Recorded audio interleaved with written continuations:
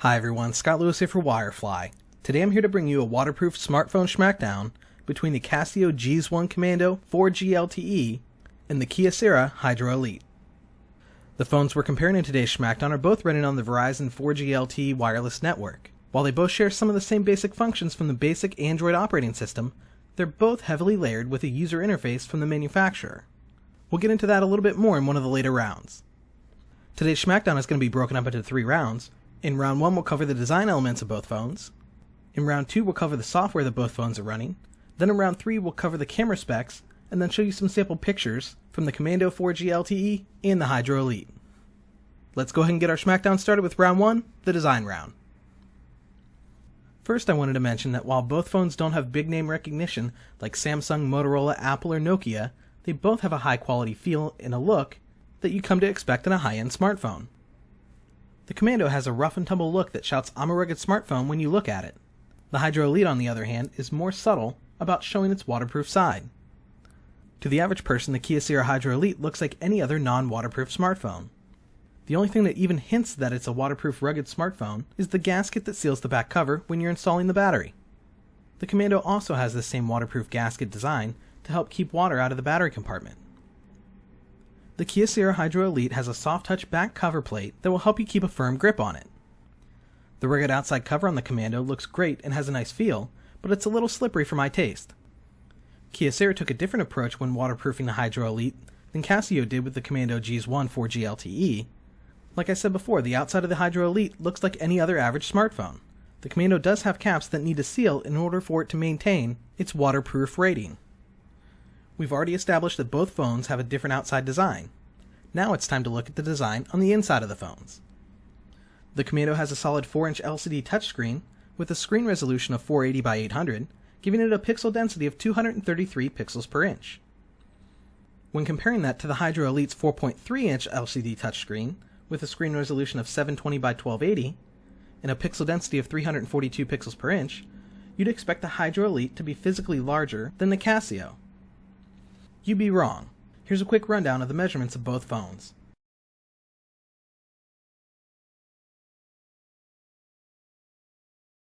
We just saw that the Hydro Elite is thinner than a Commando, and that should tell us that the Commando has a bigger battery. But the Hydro Elite has a removable 2,100 mAh battery, while the Commando has a 1,800 mAh battery.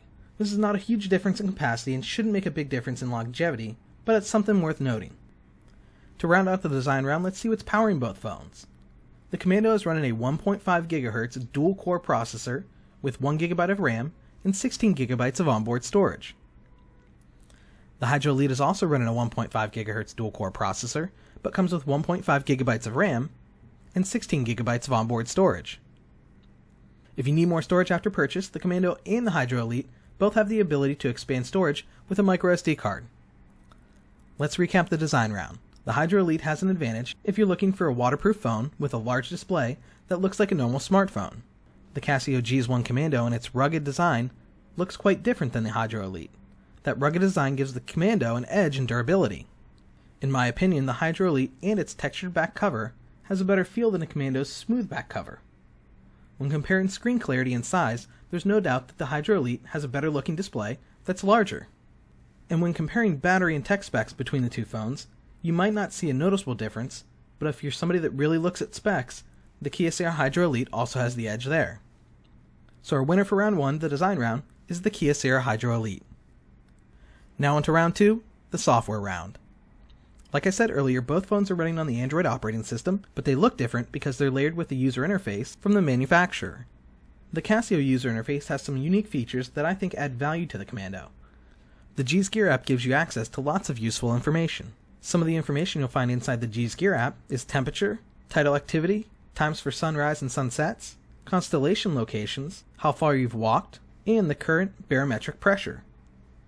All this great information also has the ability to be displayed in widgets on the home screen. The Hydro Elite's user interface also has some great value-added features. The Hydro Elite has an Eco mode that will help you conserve the battery life of your smartphone to help you get the most out of your smartphone between charges. It does this by automatically adjusting the brightness of the screen, Bluetooth connectivity, and turns on and off the vibration feedback based on the amount of charge you have remaining.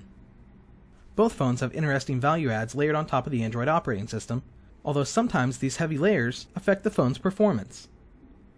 With the time I spent with both phones, I saw a little bit more lag on the Commando than I did on the Hydro Elite. Overall, I like what the Casio user interface brings to the table, but I'm not willing to sacrifice convenience for performance. So the winner for round 2 for me is the Kyocera Hydro Elite. Now it's time for round 3, the camera round. Let's start with some camera specs, and then we'll take a look at some sample photos and decide the winner for the round and the winner for our Schmackdown today. Both phones are equipped with an 8 megapixel primary camera and a 1.3 megapixel front-facing camera. That's about where the similarities stop. The on-screen interface on the Casio is a lot easier to use and make adjustments on than the interface on the Hydro Elite. The Casio gives you quick access to adjustments that you want and should use when trying to take great pictures with your smartphone. To switch the camera into night mode for improved picture taking in low light settings, it takes 2 taps on the screen for the Casio, while it takes 5 for the Kyocera. Now let's go ahead and take a look at some side-by-side samples from both phones.